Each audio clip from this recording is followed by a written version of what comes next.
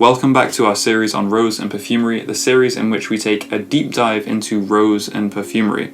So in this series we've looked at rose itself, how it's harvested, what it smells like, and then we've gone through a lot of different constituents which are found inside of rose and evaluated them and seen how they smell. In this video we're going to look at some raw materials which are related to rose but not actually found inside of rose itself. And the reason for that is a lot of these things smell like rose, and they may help us later on when we're going to build our own rose accord in the next few episodes. So if you're interested in rose materials which smell like rose but aren't actually found inside of rose, then stick around for this video and hopefully you'll find something interesting. Okay, so this is going to be the final video on raw materials we're going to be doing as part of the rose series.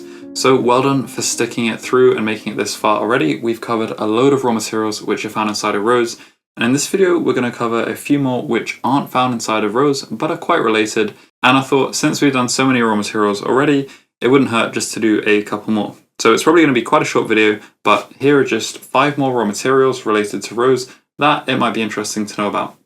So we're going to start off with geranium essential oil. Now, geranium is probably the closest natural raw material to rose, and structurally or compositionally, it's quite similar in terms of the things it's made up of, and that's probably why it smells quite similar to rose as well. Though the thing about geranium is it's a lot cheaper, so sometimes if you want to go for a rose-leaning scent, but you don't actually want to use real rose oil, you might try to use some geranium or all geranium in order to give that kind of smell. Though admittedly, when you smell geranium oil, you definitely don't get the same kind of pure luxurious quality or kind of that same rose smell that you get. Though that said, it does smell similar on a lot of levels. So geranium essential oil is made up of approximately 40% geraniol and 40% citronellol, which are 2 of the aroma chemicals we covered in the video on terpenes. Now it's also got other constituents that are found in rose like rose oxide and phenylethyl alcohol, which we also covered in some of the other videos. So I'm going to go and smell it right now at 10% in solution. And yeah, it does smell kind of like rose, to be honest. So firstly, the quality of geranium oil that I've got isn't the best. This supplier of essential oils wasn't fantastic. And for that reason, I'm not sure if this is truly representative of a good quality geranium oil. But I definitely smell, while I smell some kind of floral and rose aspects to it, it definitely gives me the same overall like color of the rose in terms of its smell.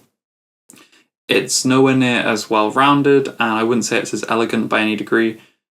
It's definitely a lot more leaning in the kind of citronella like aspect, that more kind of insect repellent like aspect.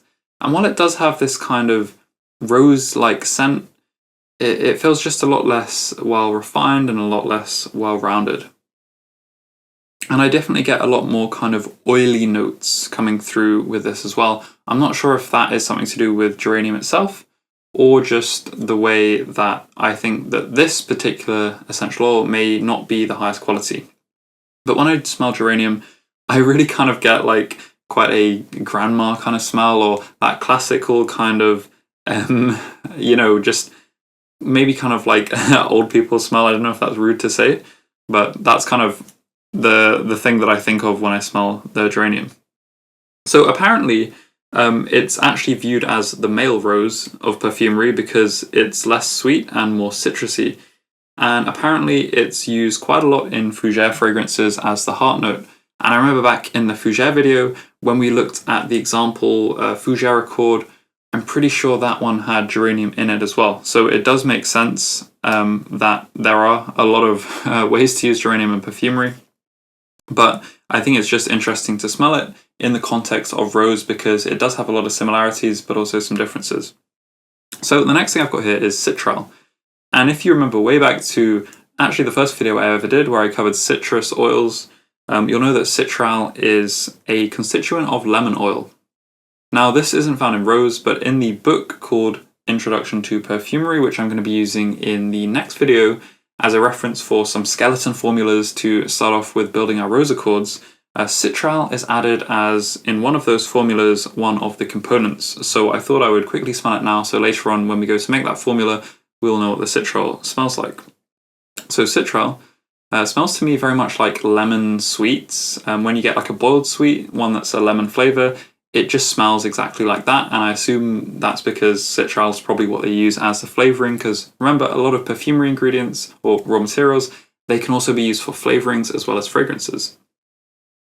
So yeah, it just gives me this lemony smell. It doesn't smell quite as juicy as the full complete lemon oil, and I assume that's because of the limonene, which is that really juicy orange-like smelling aroma chemical. That's obviously missing given that this is just citral on its own, but it definitely smells like a lemon sherbet, and I'm pretty sure citral is what differentiates lemon in particular from the other citrus fruits such as orange. Now, I've got 3 more related rose-like aroma chemicals here, and again, I don't think any of these are actually found in rose, and these are Rosafen, Peomosa, and Peonile. So, Rosafen is simply a Symrise rose chemical. Symrise is a massive flavor and fragrance company, and not only do they create their own fragrances, but they also sometimes design new molecules because they can do that kind of thing. And Rosafen is a molecule that they came out with which smells a bit like rose. So let's go and smell that. Now this one, I think, is actually quite crazy how much of a rose impression this single molecule on its own gives me. And it has this rose smell to it, but it also reminds me of a tea-like smell for some reason. And it also reminds me of that kind of sweet, like Turkish delight aspect of the rose. But I'm quite surprised that so many aspects of the rose are captured in this single molecule. And I do think it's quite a nice molecule. I could imagine myself using this in a lot of fragrances, especially if I wanted to explore the tea-like aspect of the rose. So I think this is quite an interesting one to just keep a note of in case you're interested yourself in finding some more kind of unusual rose notes to have in your fragrance. So the next one I've got here is Peomosa. So Peomosa, according to Arcadie Bois Camps, who is a perfumer, he says this smells very naturally of a fresh rose petal.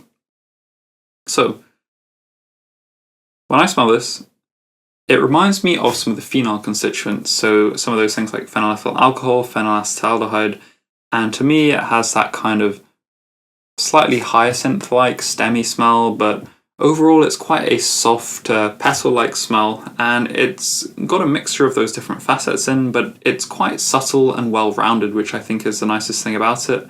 It's not got that strong hospital element to it, and it's not got a strong green note as well, though it has got some small element of the green note in it.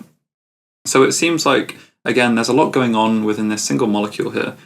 And it's called Peomosa, and I assume that's something to do with peony, which is another type of floral. So I guess the name is because this is meant to be evocative of a peony.